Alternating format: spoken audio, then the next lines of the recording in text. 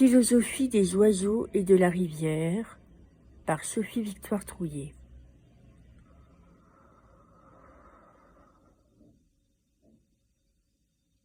Le soir qui tombe nous enveloppe d'une douce fraîcheur d'amour. C'est l'heure où les oiseaux regagnent leurs abris, l'heure où la nature pourrait se montrer hostile aux humbles animaux qui ne l'ont pas domestiquée. Nous nous en moquons bien, nous les humains.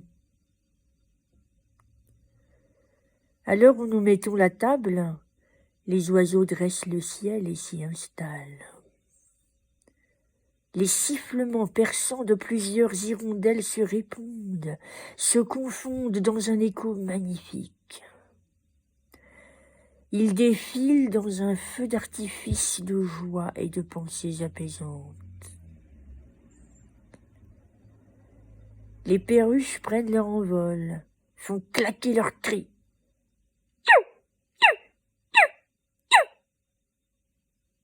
J'aimerais les suivre. Une retardataire semble d'ailleurs témoigner son impuissance. Plus loin, les corbeaux croquent de leurs cris le froid qui les guette. À moins qu'ils n'appellent de leur vœu un repas plus nourrissant. À 6 heures du soir, c'est déjà l'heure du dîner pour eux. Ils sont beaucoup moins conformistes que nous. Chez eux, on mange quand on a faim ou quand la nourriture vient à passer. Le chant sourd d'une rivière coule sans fin. Ce souffle d'eau ininterrompu m'apaise de son murmure,